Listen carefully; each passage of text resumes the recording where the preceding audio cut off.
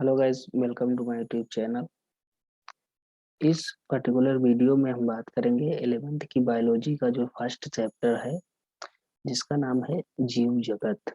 तो जीव जगत नाम का जो एक लेसन है, उसके बारे में हम बात करेंगे। जो फर्स्ट चैप्टर है, पहली यूनिट का पहला चैप्टर, इसमें हम बात करेंगे जीव क्या होते हैं और जीव जगत में विविधता कैसे आती है।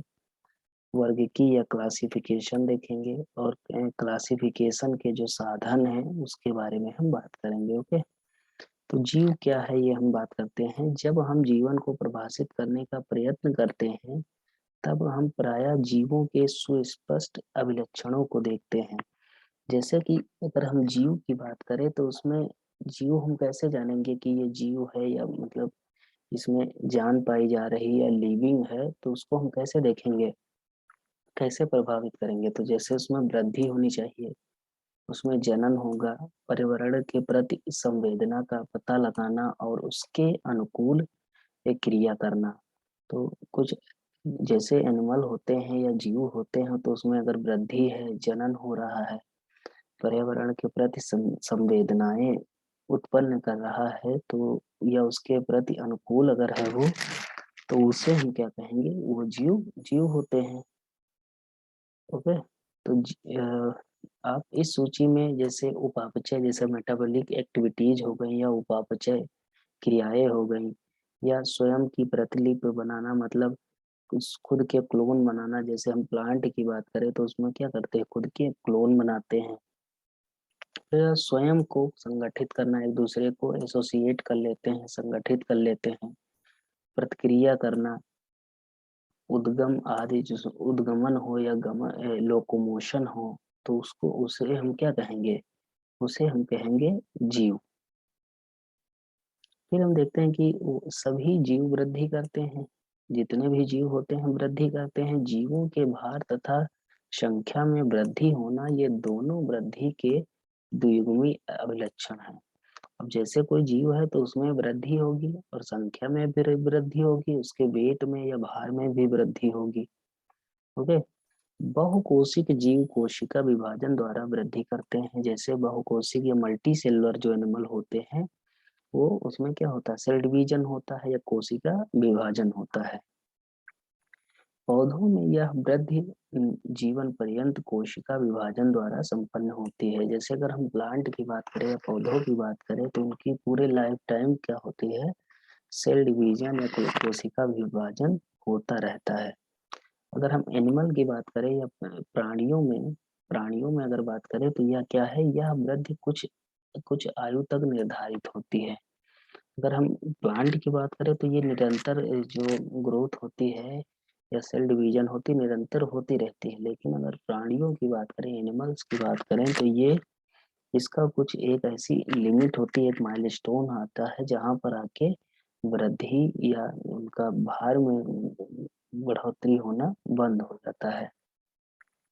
लेकिन कोशिका विभाजन विभिन्न पुस्तकों में होता है, ताकि विलुप्त कोशिकाओं के स्थान पर नई कोशिकाएं आ सके। जैसे अगर कोशिका विभाजन की बात करें तो ऊतकों में कोशिका विभाजन होता रहता है। लेकिन ताकि जो जैसे विलुप्त जैसे कुछ ऐसे कोशिकाएं होती हैं जो जिनका अगर काम नहीं रह जाता है, डेड हो जाती है, तो वो क्या हो जाती है, गायब हो जाती है, हट जाती है। तो उनकी जगह पे नई कोशिकाओं का रिक्रूटमेंट करना भी तो जरूरी है, क्योंकि वो उसका वर्क करेंगी। तो ये क्या होगा कि विलुप्त जो कोशिकाएं होती हैं उनके स्थान पर क्या नई कोशिकाएं आ सके, इसीलिए क्या होता है, सेल डिवीजन होता है ऊतकों में। एक कोशिकीय जीव भी कोशिका विभाजन द्वारा वृद्धि करते हैं। अगर एक कोशिकीय जीव की बात करें, जैसे मान लीजिए प्रोटोजोआ है या अमीबा है, तो वो क्या करते हैं, वो भी उसमें भी सेल डिवीजन होता है। बड़ी सरलता से कोई भी इसे पात्रे संवर्धन में या सूक्ष्मदर्शी में देखकर कोशिकाओं की संख्या गिन सकता है। और इसे क्या करता है, ये जो एक कोशिकीय जीव होते हैं, इनको क्या, जो माइक्रोस्कोप होती है उसमें देखकर इसकी स्टडी कर सकते हैं। अब हम आगे आते हैं मेन पॉइंट पे। यहाँ पे देखते हैं, इस प्रकार जनन भी जीवों का अभिलक्षण है। जैसे कि हम बात कर रहे हैं कि जो जनन होता है, रिप्रोडक्शन होता है, वो जीवों का सबसे इम्पोर्टेंट लक्षण होता है या अभिलक्षण होता है। वृद्धि के संदर्भ में इस तथ्य की व्याख्या हो जाती है। बहुकोशिक जीव में जनन का अर्थ अपनी संतति उत्पन्न करना। अब जो बहुकोशिकीय एनिमल जो जीव होते हैं उसमें जनन का अर्थ क्या है? अपनी तरह की संतानों का उत्पन्न करना, संतानें उत्पन्न करना, उसे ही हम क्या कहते हैं? जनन कहते हैं। इसके अभिलक्षण अलग लगभग उससे अपने माता पिता से मिलते हैं। और जो जैसे अगर हम प्लांट्स की बात करें या एनिमल्स की बात करें तो उसके कुछ ना कुछ लक्षण अगर प्लांट में देखें तो वो क्या होते हैं? एकदम फोटोकॉपी या क्लोन होते हैं। लेकिन अगर एनिमल की बात करें तो उसमें बहुत सारे वेरिएशन होते हैं, लेकिन जेनेटिकली थोड़ा बहुत सिमिलर ही होते हैं। तो आगे देखेंगे, जीव अलैंगिक जनन भी करते हैं। कुछ ऐसे होते हैं जो एसेक्सुअल रिप्रोडक्शन करते हैं या अलैंगिक जीवन जनन करते हैं। जैसे फंजाई की बात करें, फंजाई लाखों अलैंगिक बीजाणुओं का गुणन करती है। जैसे जो फंजाई होते हैं या कवक होते हैं, इसमें क्या होते हैं? बहुत सारे स्पोर्स होते हैं, या हम कहते हैं एसेक्सुअल जू स्पोर्स का इनका मल्टीप्लिकेशन होता है या गुणन होता है। और क्या होता है? सरलता से ये फैल जाते हैं फंगस। निम्न कोटि के जीव जैसे ईस्ट हो गए, हाइड्रा हो गए, इसमें क्या होता है? मुकुलन होता है, इंग्लिश में इसे बडिंग कहते हैं। जैसे प्लेनेरिया की बात करें या चपटा कृमि की बात करें तो इसमें क्या होता है? वास्तविक पुनर्जनन होता है। इसमें क्या होता है? पुनर्जनन का मतलब क्या है कि इसमें रीजेनरेशन होता है, जो एकदम वास्तविक पुनर्जनन होता है। जैसे मान लीजिए प्लेनेरिया को क्या करें? प्लेनेरिया को एक छोटे छोटे भागों में खंडित कर दें। खंडित करने के बाद क्या होगा? जो प्लेनेरिया होगा, जैसे मान लीजिए प्लेनेरिया है, ये ऐसे प्लेनेरिया है, मान लो जैसे मान लो ये इसकी हेड पार्ट है और इसका क्या है? ये नीचे का पार्ट है। अब यहाँ से इसको अलग कर दें, यहाँ से इसको अलग कर दें, तो ये वाला पार्ट जो होगा ये दोनों पार्ट उत्पन्न कर लेगा। जो माउथ वाला पार्ट होगा ये नीचे का पार्ट उत्पन्न कर लेगा। तो इसे हम क्या कहते हैं? वास्तविक पुनर्जनन कहते हैं। और होता क्या है? वही चीज आगे लिखी कि लुप्त अंग को पुनः जीवित कर लेता है या प्राप्त कर लेता है, और इस प्रकार एक नया जीव बनकर बन जाता है। इस प्रकार क्या होगा? जो जैसे मान लो इतना काट के अलग फेंक दिया जाए या हटा दिया जाए तो ये जो नीचे का पार्ट है इतना, ये फिर से उत्पन्न कर लेते हैं प्लेनेरिया। इसे हम कहते हैं पुनर्जनन या इंग्लिश में रीजेनरेशन कहते हैं। फंजाई फंजाई फंजाई हो गए, जैसे फिलामेंटस शैवाल हो गए या तंतुमयी शैवाल। मॉस का प्रथम तंतु सभी विघटन विधि द्वारा गुणन करते हैं, जबकि हम एक कोशिकीय जीवों जैसे बैक्टीरिया की बात करें या एक कोशिकीय शैवाल की बात करें या अमीबा की बात करें, इसमें भी क्या होते हैं? जनन होती है, अर्थात कोशिकाओं की संख्या में वृद्धि होती है। हम पहले ही कोशिकाओं की संख्या अथवा भार में वृद्धि होने को वृद्धि के रूप में परिभाषित कर चुके हैं। जैसे ऊपर हम बता चुके हैं कि जो जनन क्या होता है। अगर हम जीव की बात करें तो जीव में क्या होगा? अगर भार भार में अगर बढ़ोतरी हो रही है या संख्या में बढ़ोतरी हो रही है तो उसे हम क्या कहेंगे? जीव कहेंगे। तो वही चीज यहाँ लिखी है। जीवों का दूसरा बड़ा लक्षण है उपापचयन।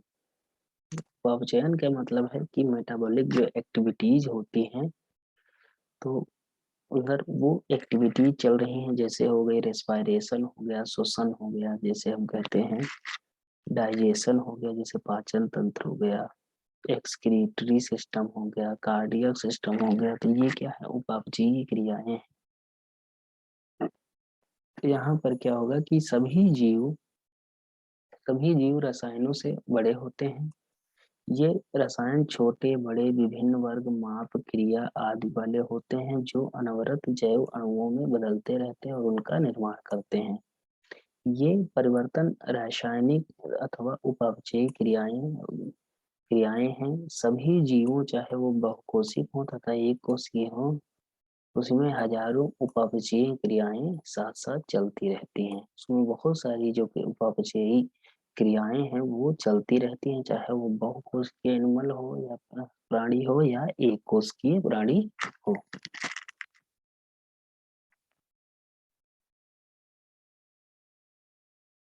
सभी पौधे प्राणियों को जैसे फंजाई हो गए तथा सूक्ष्म जीवों में उपापचयी क्रियाएं होती हैं। हमारे शरीर में होने वाली सभी रासायनिक क्रियाएं उपापचयी क्रियाएं, हमारे जो बॉडी में जितनी भी रासायनिक क्रियाएं होती हैं उन्हें हम क्या कहते हैं? उपापचयी क्रियाएं कहते हैं। किसी भी निर्जीव में उपापचयी क्रियाएं नहीं होती। किसी भी जो निर्जीव जो प्राणी होते हैं उनमें क्या होती है? उपापचयी क्रियाएं नहीं पाई जाती हैं। शरीर के बाहर कोशिका मुक्त तंत्र में उपापचयी क्रियाएं प्रदर्शित हो सकती हैं। जीवों के शरीर से बाहर परखनली में की गई उपापचयी क्रियाएं ना तो जैव हैं ना ही निर्जीव हैं। अतः उपापचयी क्रियाएं निरापवाद जीवों के विशिष्ट गुण के रूप में परिभाषित हैं, जबकि पात्रे में एकाकी उपापचयी क्रियाएं जैविक क्रियाएं नहीं, यद्यपि ये निश्चित ही जीवन क्रियाएं हैं, निश्चित ही जीवित क्रियाएं हैं। अतः शरीर का कोशिकीय संगठन जीवन का सुस्पष्ट अभिलक्षण होता है। आगे देखते हैं, सभी जीवों का सबसे स्पष्ट परंतु पेचीदा अभिलक्षण अपने आसपास या पर्यावरण के उद्दीपनों जैसे भौतिक हो गया, रासायनिक हो गया और जैविक हो सकता है। तो जैसे बहुत सारे एनिमल होते हैं तो उनमें प्रतिक्रिया भी होनी चाहिए, संवेदनशीलता भी होनी चाहिए।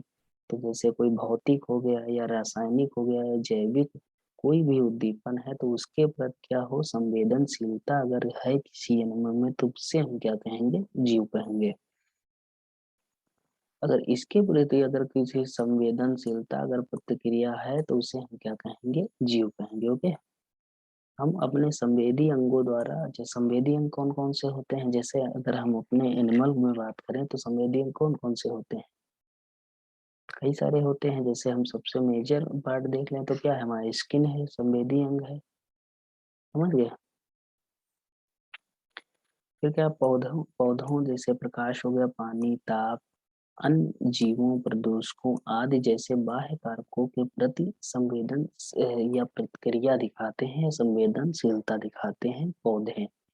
तो पौधे क्या होगा? प्रकाश में संवेदनशीलता या प्रतिक्रिया दिखाते हैं, पानी, ताप, अन्य जीवों, प्रदूषकों जैसे बाह्य कारकों के प्रति प्रतिक्रिया दिखाते हैं। प्रोकैरियोट की बात करें तो प्रोकैरियोट से लेकर जटिलतम यूकैरियोट तक सभी जीव पर्यावरण संकेतों के प्रति संवेदना एवं प्रतिक्रिया दिखा सकते हैं।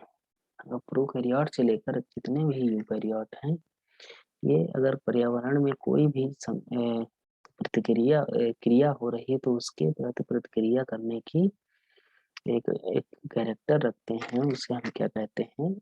उद्दीपन संवेदनशीलता कहते हैं किसी भी लिविंग एनिमल की या जीवित प्राणी की। पादप तथा प्राणियों दोनों में दीप्तिकाल मौसमी प्रजनकों के जनन को प्रभावित करता है, इसलिए सभी जीव अपने पर्यावरण से अवगत रहते हैं। मानव ही केवल एक ऐसा प्राणी है या जीव है जो स्वयं से अवगत अर्थात स्वचेतन है, इसलिए चेतना जीवों को प्रभाषित करने के लिए अविलक्षण हो जाती है। जब हम मानव के विषय में चर्चा करते हैं, जैसे कि हम आगे बात करते हैं कि जब हम मानव के विषय में चर्चा करते हैं तब जीवों को प्रभाषित करना और भी कठिन हो जाता है। हम रोगी को अस्पताल में अचेत अवस्था में लेटे रहते हुए देखते हैं, जिसके हृदय तथा फुफ्फुस को चालू रखने के लिए मशीनें होती हैं या लगाई गई होती हैं। रोगी का मस्तिष्क मृत क्षम होता है, रोगी में स्वचेतन नहीं होती है। इससे रोगी को ऐसे रोगी जो कभी भी अपने सामान्य जीवन में वापस नहीं आ पाते, तो हम इन्हें क्या जीव कह सकते हैं या निर्जीव कहेंगे? तो हमें जीव ही कहेंगे ना, निर्जीव थोड़ी ना कहेंगे।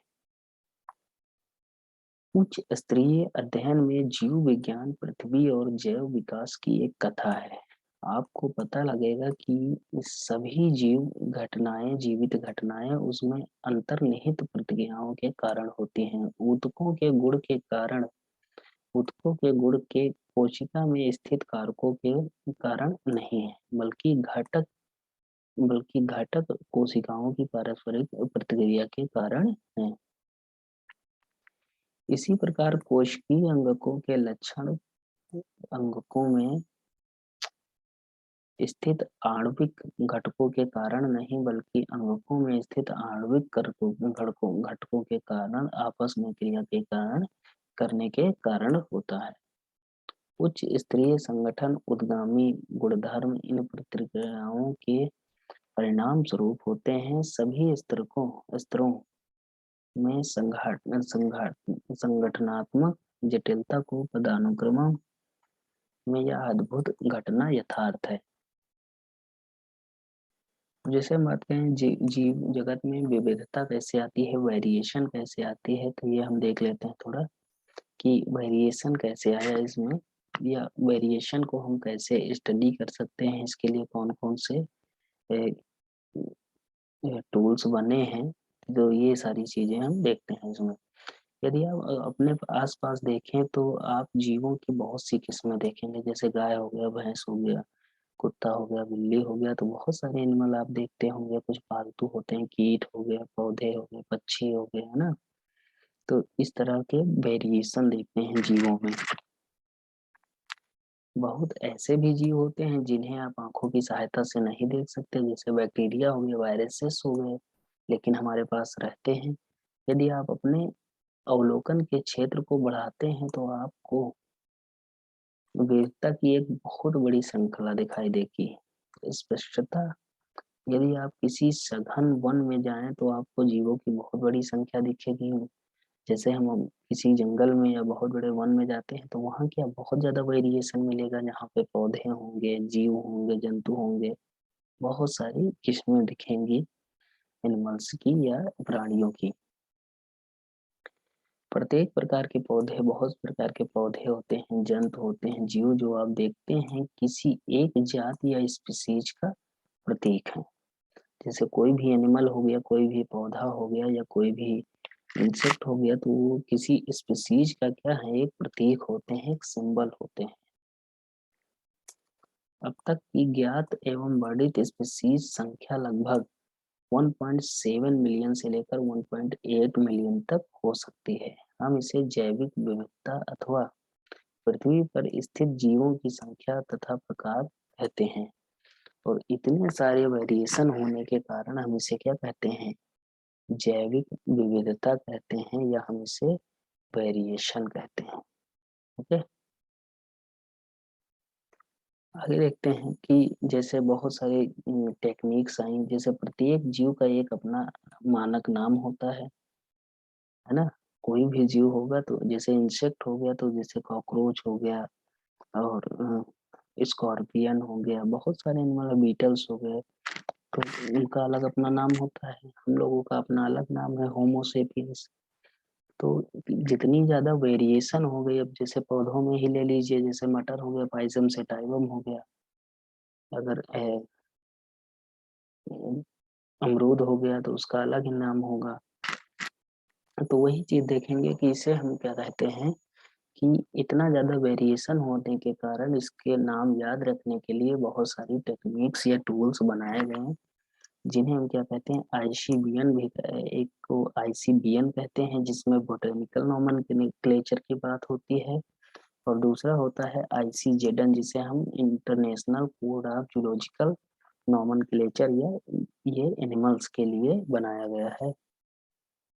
प्रत्येक वैज्ञानिक नाम की यह गारंटी है कि प्रत्येक जीव का एक ही नाम रहे, और ये इसीलिए बनाए गई हैं, ये टूल्स बनाए गए ताकि कोई भी एक जीव है तो उसका एक ही नाम रहे, ताकि उसे याद रखने में और वेरिएशन लाने में हेल्प मिले। किसी भी जीव के वर्णन से विश्व में किसी भी भाग में लोग एक ही नाम बता सके, और कोई भी जीव हो तो आप कहीं भी दुनिया में चले जाएं तो उसका एक ही नाम हो, ये नहीं कि इंडिया में ये नाम है और अमेरिका में उसी जीव का कोई दूसरा नाम है, ये ना हो सके, इसीलिए ये नॉमेनक्लेचर के टूल्स बनाए गए। वे यह भी सुनिश्चित करते हैं कि एक ही नाम किसी दूसरे ज्ञात जीव का ना हो। अब जैसे मान लीजिए कोई एनिमल है, तो इंडिया में उसका ए नाम है और अमेरिका में भी उसका क्या है, ए ही नाम हो जाए, किसी दूसरे एनिमल का ए नाम हो, तो ये चीज ना होने पाए। इसी के लिए हमने क्या किया कि आईसीबीएन और आईसीजेडन का एक स्थापित किया, ताकि इसमें नॉमेनक्लेचर हो पाए, जिससे प्लांट का नॉमेनक्लेचर हो जाए और एनिमल का नॉमेनक्लेचर हो पाए। जीव विज्ञानी ज्ञात जीवों के वैज्ञानिक नाम देने के लिए सार्वजनिक मान्य नियमों का पालन करते हैं। जैसे किसी भी एक कोई अननोन स्पीसीज है, अगर उसका नाम देना है तो हम एक जगह से नहीं, सभी देशों से हम देखते हैं कि ऐसा तो नहीं कि उसका नाम पहले रख दिया जा चुका है या इस नाम का कोई एनिमल है। अगर है तो उसमें कैसे कैसे कैरेक्टर पाए जा रहे हैं, ये देखा जाता है। तो ये चीज के लिए जो जीव विज्ञानी होते हैं, जो साइंटिस्ट होते हैं, तो उसके लिए सार्वजनिक मान्य नियमों का पालन करते हैं। प्रत्येक नाम के दो घटक होते हैं, एक होता है वंश नाम, एक होता है जाति। एक वंश नाम जो होता है उसे हम जीनस कहते हैं, और एक होता है जाति जिसे हम स्पीसीज कहते हैं। इस प्रणाली को, जिसमें दो नाम के घटक होते हैं, उसे हम क्या कहते हैं, द्विनाम पद्धति कहते हैं या नॉमेनक्लेचर कहते हैं। ओके, इस नामकरण प्रणाली को किसने दिया था, कैरोलस लीनियस ने दिया था सबसे पहली बार।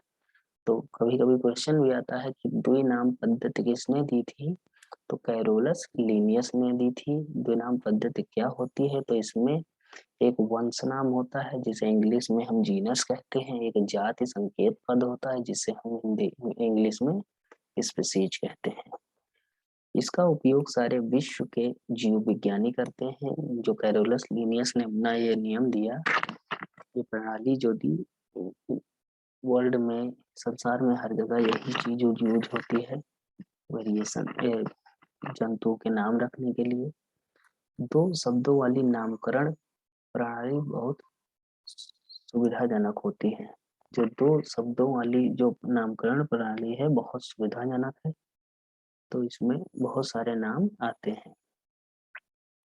ओके, जैसे हम किसी एक एनिमल का नाम किसी एक प्लांट का, किसी भी चीज का एक नाम ले लेते हैं। जैसे आम का वैज्ञानिक नाम क्या है, मैंजीफेरा इंडिका।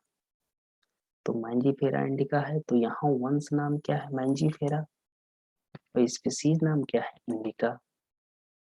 तो इसी तरह हम अदर एनिमल के भी लिख सकते हैं, है ना। तो इसीलिए हम इसे क्या कहें कि ये क्या है, द्विनाम पद्धति है, जहाँ पे एक ही एनिमल के दो नाम होते हैं, जहाँ पर क्या होता है, एक वंश नाम होता है और एक जाति का नाम होता है या जाति पद नाम होता है। ओके ओके, इसके आगे का लेक्चर हम दूसरे आगे का जो भी थ्योरी है आगे की, हम दूसरे लेक्चर में बात करेंगे। तो आगे हम बात करेंगे कि जो दुनाम पद्धति है, इसमें कैसे कैसे नाम लिखा जाता है, किस भाषा में लिखे जाते हैं, ये चीज देखेंगे, और कुछ एनिमल और कुछ प्लांट के नाम भी देखेंगे, बोटेनिकल या जूलॉजिकल नाम देखेंगे। Okay, thank you.